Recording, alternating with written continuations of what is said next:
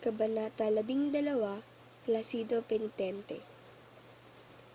Malungkot na patungo sa Universidad ng Santo Tomas si Placido Penitente sapagkat ibig na niyang tumigil ng pag-aaral tulad na nasabi niya sa dalawang sulat niya sa ina.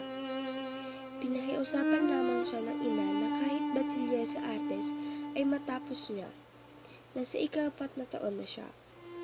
Ang paghahangad ni Placido na magtigil ng pag-aaral ay palaisipan sa kanyang mga kababayang taga-Tanawan. Siya ang pinakamatalino sa bantog na paaralan ni Padre Valerio roon. Hindi naman siya sugarol, walang kasintaang magyayang pakasal, at laban sa mga aral ng tandang basyong makunat na salapi.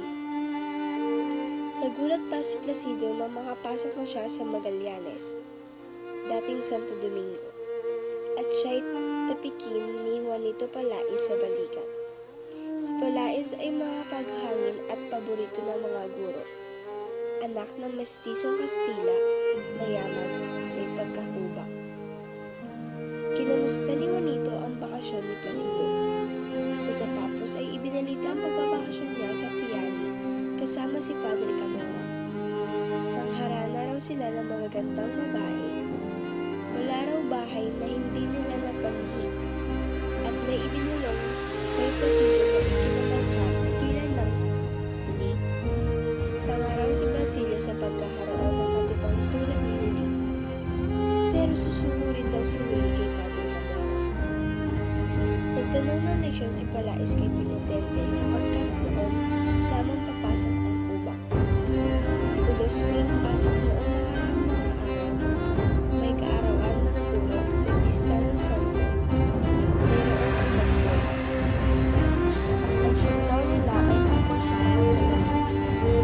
Niyaya ni Palais si Penitente na maglakbad siya. Tumuto lang huli. Nagpatuloy sila ng paglakad. May naalala si Palais. Nahingi ng abulay para sa pamumundo ng isang parang Dominico.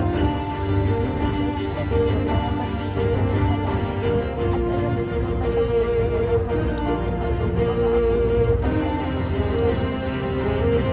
Nalapit na sila sa universidad. Naroon si Isabel na nakikipagtalo kung saan ang ibang estudyante ay nagpinili na magandang dala ng magsisimula.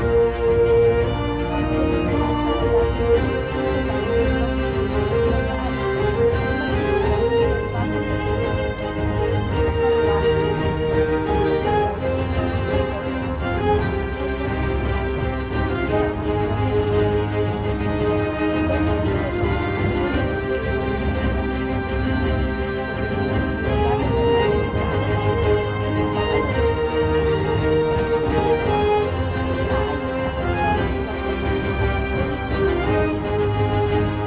Sa anong wala ay napasunod kay Juanita sa simbahan. Nagpasukan na sa paaralan ang mga estudyante. Ngunit may tumawag kay Placido. Pinalagda si Placido sa kasulatang tutol sa balak na paaralan ni Macaraig. Hindi lumagda si Placido.